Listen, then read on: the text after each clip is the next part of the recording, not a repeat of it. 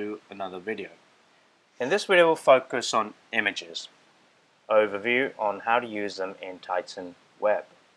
So what you want to do is go over to the left hand side, click on media and get something called an image.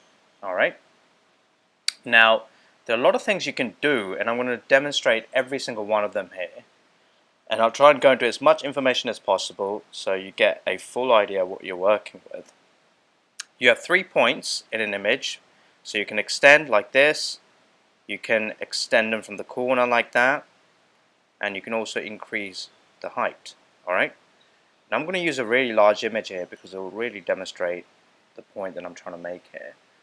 You can obviously change the shading, you can change the color, all of that. You can even hyperlink it if you see fit. One of the things I want to focus on is the setting side of things. What can you do with it?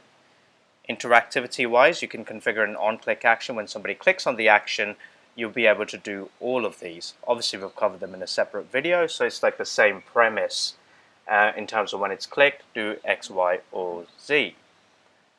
Now what I want to focus on is the content. Okay, so there are 3 options there: change image, change hover image, change on click image, and I'm going to demonstrate each one of them. When I click on change image, you've got tons of options. For example, let me delete this so I can show you this from scratch. Let's say I wanted to upload multiple files into my gallery so I can access them. So I can go into upload from computer, choose multiple images. I'm going to choose 2 and 3 here, and then just simply go ahead and open. And now they will be uploaded in my gallery. Other than that, what you can do is render them from Salesforce. So let's say I'm in my opportunity over here and I've got this beautiful image and I want to be able to render this directly from Salesforce into my Titan Web. So for that, let's do that. So we'll go into opportunity, we will set it on load, we'll set a condition. Actually, it's not from the opportunity, it has to come from the files. So we'll choose files, we'll set a condition, we'll say first publish location ID equals, and we'll use the opportunity ID here.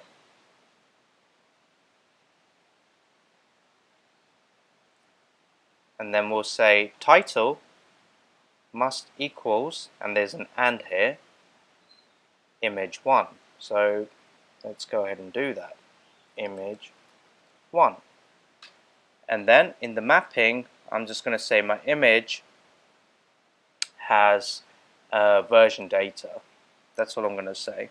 Alright, and that's all I have to do. Click apply, close, cancel this, close this, click save. Let's publish our site. So when we launch our site, you can see it's going to start to render from Salesforce. It's an onload action, and voila, just like that, our image has appeared. Looks awesome, right?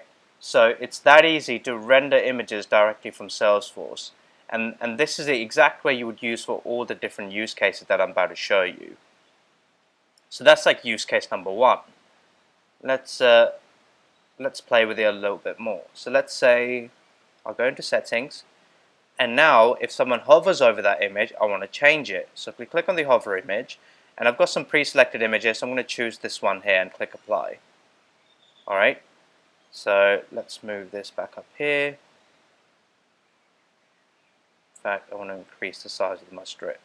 So let's click save and then click publish again.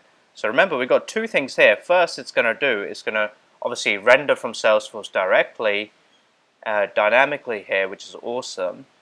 So here we go, it's rendered. But now if I hover over this, notice what happens. You see it changes. Really nice, right?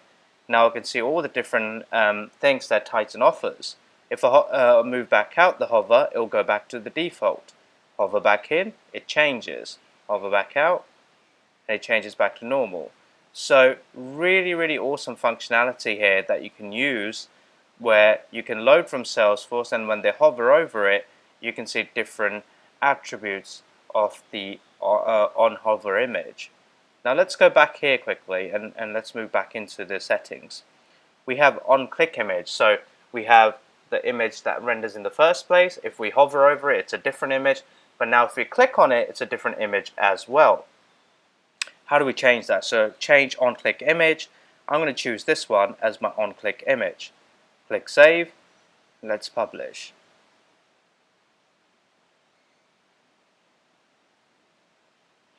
So here it is. When I go to publish, remember, now it's going to first load from Salesforce and it's going to render it dynamically.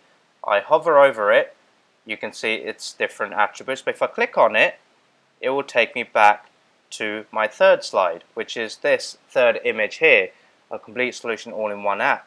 So, and then if I click out of it, let's just give this a refresh quickly.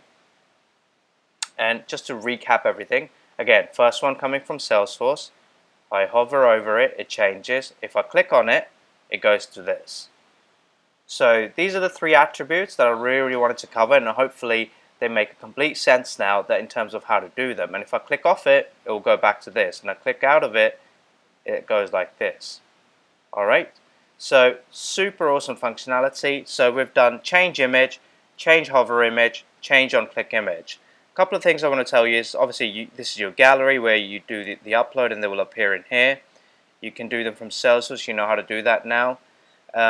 Also URL, if you have any URLs you can paste them in there directly and we'll pick up the image for you. It's really that easy. And then the interactivity, the on-click action, which works the same way across every element that has this ability, so you should be able to use those. You can use conditions, you can use animations. So if you want to bring this image up in a certain way where you want to add animation to it, by all means do so. And you've got a lot of different animation settings you can play with. You can have metadata, you can change the tag, the comment, the alternative text if you see fit. But that's the image element for you.